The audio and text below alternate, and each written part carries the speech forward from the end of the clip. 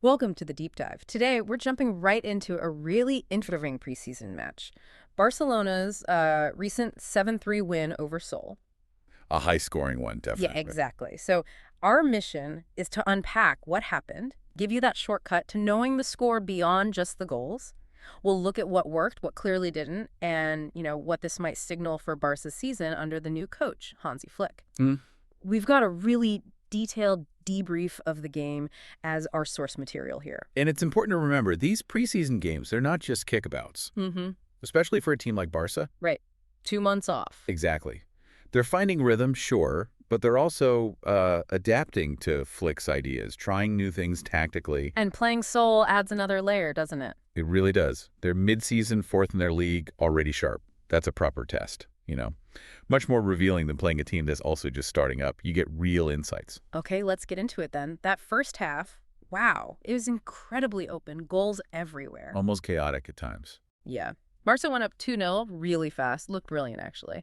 But then Seoul, showing that rhythm you mentioned, they fought back to 2-2. Mm-hmm. Show their quality. Definitely. Yeah. And then right before the break, Lamine Yamal pops up to make it 3-2. Kind of settled things down a bit, maybe. For the moment, yeah. And tactically, Flick did that thing again, like against Vissel Kobe, 11 players for the first half, a completely different 11 for the second. Yeah, spreading the minutes, getting a look at everyone. And what was interesting in that first half with what you might call the titular group. Though Araujo wasn't really considered part of that starting setup in this specific game, based on the analysis we saw. Good point, yes. Yeah. But you saw flashes, strong flashes, of that classic Barca style starting to come back. Like the pressing. Exactly. Intense pressing, playing high, winning the ball back quickly, good movement, players swapping positions, permutations. And they mixed it up well, sometimes keeping the ball, sometimes quick one-touch stuff when under pressure. It shows they're kind of getting those automatic movements back, finding that freshness again. And some individuals really stood out in that first 45. Lamine Yamal, for instance. Oh, definitely. He got some stick after the Kobe game, apparently, but here, our sources called his performance excellentissime, like truly top level. Yeah, he was electric. 2 goals, hit the post, his dribbling was incredible, always a threat, lost the ball very rarely too, which is key. And his combination is the link-up play. Yeah, some clever back heels, real vision. Plus, he was tracking back, helping Condé defensively. You could see that understanding between them building. Which is vital. Absolutely. Yeah. Okay, maybe one small mistake led to a goal, but overall, that decisiveness, that's exactly what they need from him this season. He really showed up. And then you had Lewandowski doing something interesting. Ah, the dropping deep thing. Yeah, the décrochage. He wasn't just staying high as a typical number 9. He was coming deeper to link play. Which isn't always his game, or at least people debate if it should be. Right. But here it worked really well. Crucially, he stayed central, axial, providing that option, didn't drift wide. Okay. So he was involved in the first goal's buildup. He had the ball up, brought midfielders into play, really helped Pedri and De Jong, created space. Speaking of them, Pedri was pulling the strings again, wasn't he? The maestro. The metronome, yeah, dictating everything. And Frankie De Jong, wow, described as monstrous. Monstrous. Yeah, in a good way, I assume. definitely. Huge ball recoveries, breaking up play, driving forward, just immense presence. And Rafinha was good too. Koundé as well. Yeah, Rafinha lively on the wing. Koundé looks solid. So he's with Yamal helping out down that side. So lots of positives offensively. But there's always a but, isn't there? Well, yeah. Despite looking good going forward, some problems definitely surfaced. Big ones, actually. Okay, like what? First off, Dani Olmo. He had a, let's say, complicated match. Meaning he missed chances. An enormous number, according to our sources. Like 4 or 5 really good opportunities. Passes from Koundé, from Rafinha. Chances you expect him to bury. And that cost them. Directly. Some of those misses led almost immediately to Seoul scoring. It let them back into the game at 2-2. It raises that question about being clinical. Can Olmo provide that consistently? That's a big question mark then. And the other issue. The central defense. Yeah. Kubarsi and Araujo together. Ah, yeah.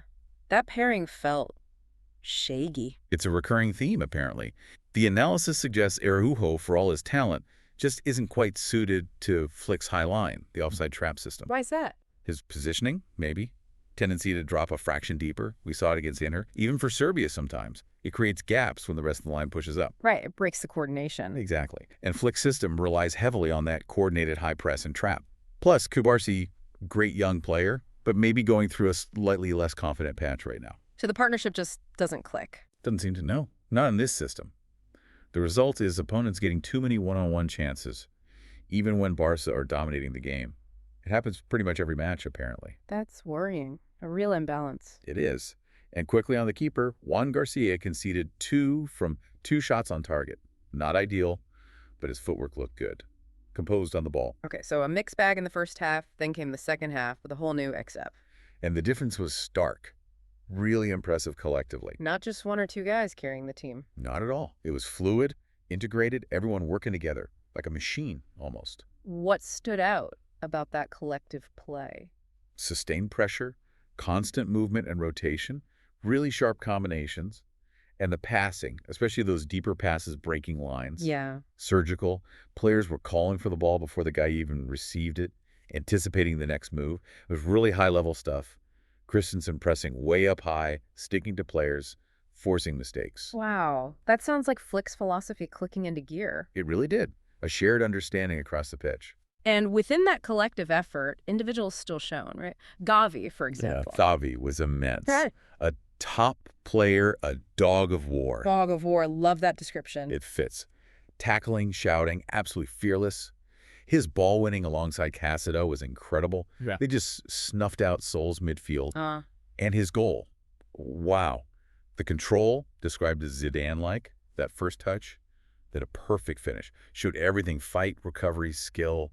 Just brilliant. Fantastic. And Ferran Torres got a couple. Yep, 2 goals. He finished last season strongly, and this suggests he's definitely someone to count on for goals and attacking threat. Good to see. What about Marcus Rashford? Very good game from him, too. Yeah. Really intelligent movement, sensed the game well, got an assist for Ferran, showed his dribbling, and then unleashed this absolute monster of a shot. Monster. Unbelievably powerful. Keeper just got a fingertip to it, onto the bar, almost took the net off. Sounds like he made a real impact. He did. And lots of others contributed strongly in that second half, too. Like Casido, who you mentioned with Gavi. Yeah, they were a fantastic pairing, extinguished everything. Christensen was top. Yeah. Not just pressing, but scoring that screamer, a terrible shot, meaning terrifyingly powerful. Right, right. Furman looked composed, good passes.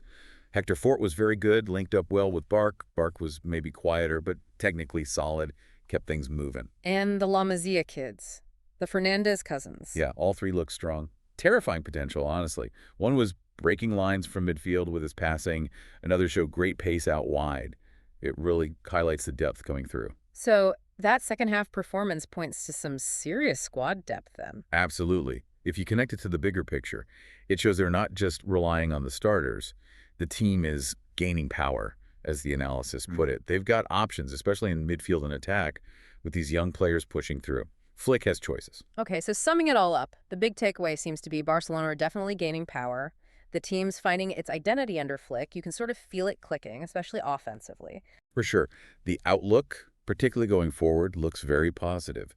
You've got Rashford, Ferran, Lamine, Gavi, lots of different threats, lots of firepower. Gives Flick plenty of options to mix things up. Exactly. It means they should be a really potent attacking force this season. But we have to come back to it. That defensive issue, it hasn't gone away, has it? No.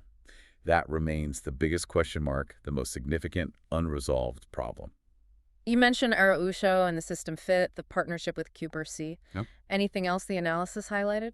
It really comes down to overall balance and that collective defensive structure. It's not just individual errors. There's a slight disconnect, it seems, in how they operate as a defensive unit within Flick's high-line demands. Okay. There was a strong suggestion, actually, that a versatile fullback, someone who can play left or right, maybe like a Cancelo type, Interesting. would have been ideal. Someone with the offensive ability, but also the defensive discipline and tactical nous to make that high line work, manage the transitions better. Right. Someone to help knit it all together back there. Precisely. But look, this is exactly what preseason is for, isn't it? You identify the strengths like that attack, and you pinpoint the weaknesses, like the defense, so you can work on fixing them before the real season starts. It's Flick's puzzle to solve now. Absolutely.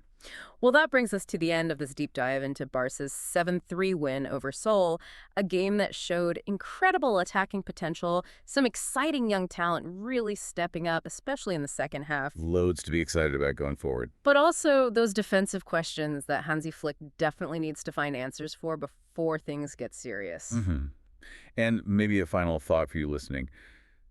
Beyond just the results, what parts of a team's preseason, maybe its tactical tweaks, help players adapt, or that defensive solidity we talked about, what do you think are the best clues about how successful they'll actually be when the season kicks off for real?